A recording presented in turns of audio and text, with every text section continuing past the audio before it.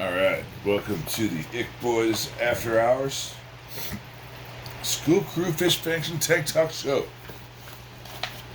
Kid and I went out this morning to the park.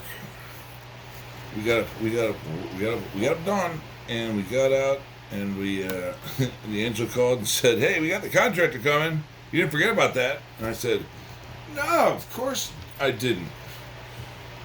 No, it's right here on my phone. I know all about it." So then I said, "Thanks for calling, honey. Have a great day." And I scrambled to get the contractor on the phone to figure out what was going on.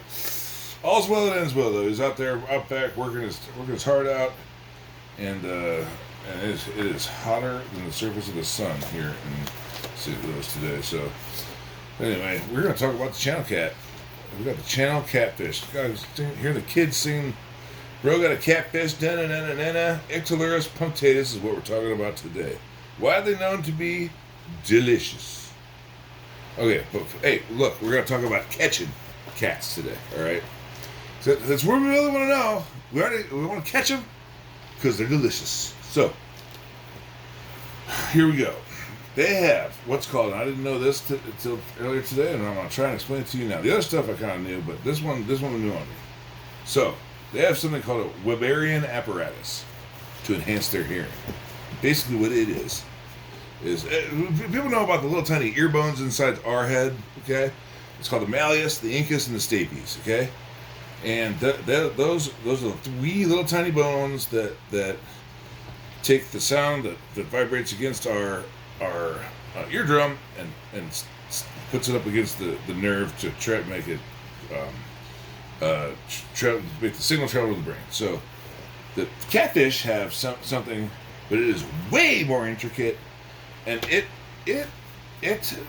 connects their swim bladder to their what right here to their inner ear. That's right. So it connects their swim bladder to their inner ear through a series of modified vertebrae that are located directly behind the skull.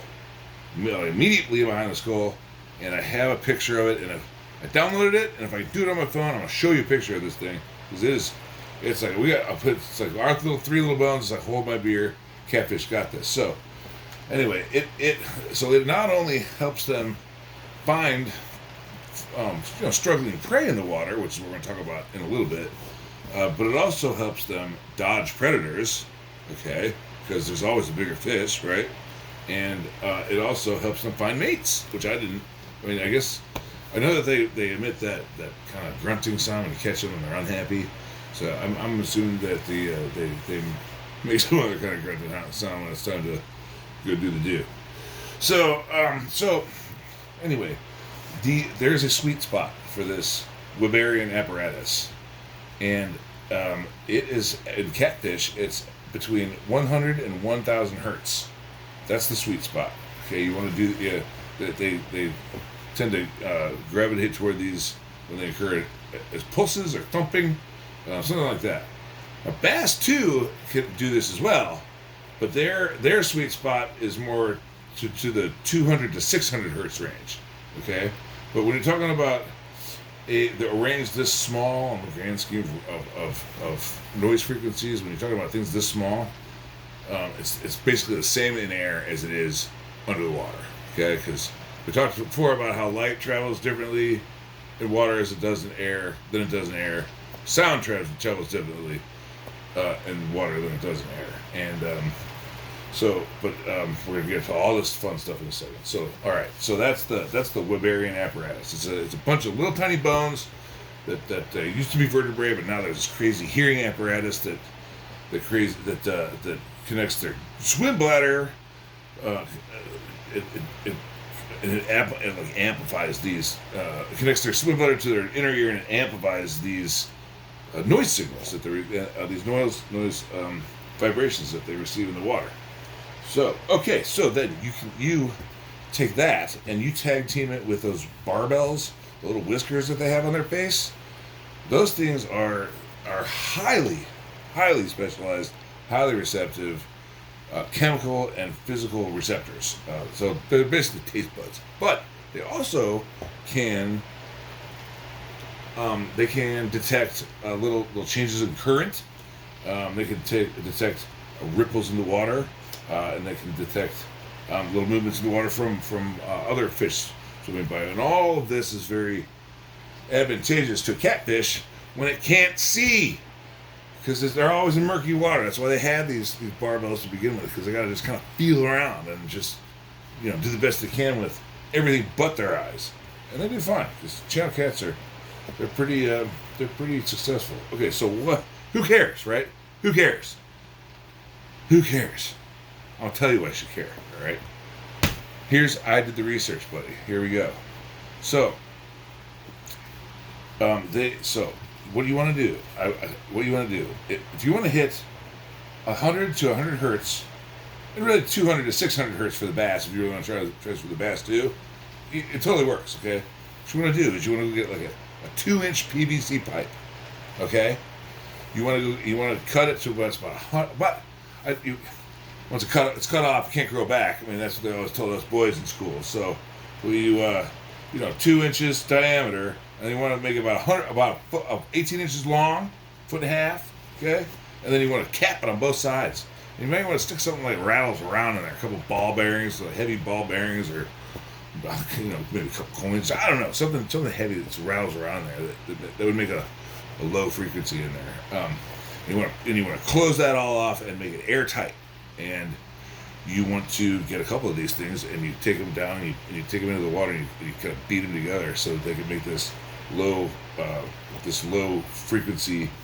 You want to try to mimic what they might hear under there, and they will be. The research that I've done, that I've read, says that they're drawn to that. Now, the skin is one giant taste bud. Okay.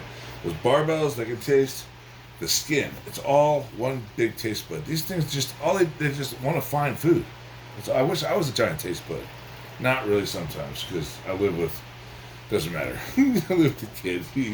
I'm so glad I don't taste what he does. And he said, oh yeah, it doesn't matter. All right, so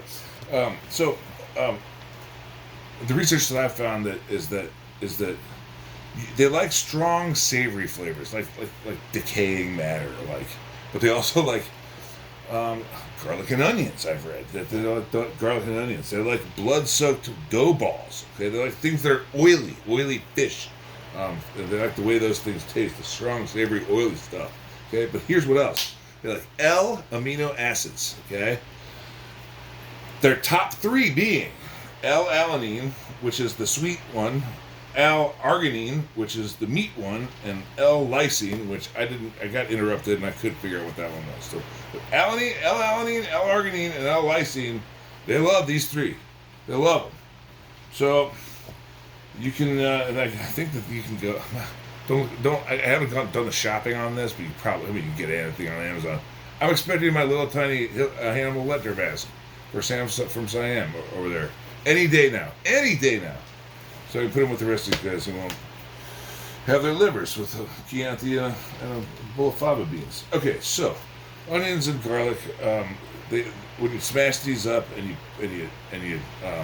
kind of liberate the compounds, they happen to have some of these sulfuric compounds, which is kind of mimicking the taste and smell of rotting fish flesh.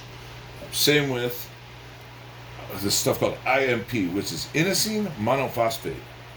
This is the chemical of the shrimp habit, and if you've ever used raw shrimp, catfish love that. I mean, I tried it once and it went over like gangbusters. They loved it. So anyway, this is the stuff of shrimp and fish flesh. Okay, and then lastly, there's BioSalts. Okay. Namely taurocholic acid, TAUROCHOLIC acid. Okay, and that is hey, there's food nearby chemical. So that will drive these cats mad. So I'm gonna try to get my hands on some of this stuff, and when I do, the kid and I will slap together a little setup to go out to the pond and see if we can. I mean, we do pretty gangbusters on those. We're just bringing those chicken livers, except for they have those nasty green bile sacs on them. But yeah, maybe the kid now, you know, as a little experiment or something like that, we'll throw together a couple of little you know, catfish turkey calls. I don't know what the hell I'd call that, but you know, a couple of bang tube. I don't know, tubes, and then we'll try out some of these amino acids and see if you know, maybe we'll have our own little you know, little park catfish experiment extravaganza. I don't know. Hey, it sure is fun hanging out with you guys. I like doing these. They're not really up in any kind of order just yet. I'm gonna get better. I'm sorry if I'm not. We're rough, man. We're real rough still, but I'm trying to. I'm really working hard at it for you. So I really hope you like what I got so far. Catch those cats. Try to get them bass. People don't think nature be like it is, but it do.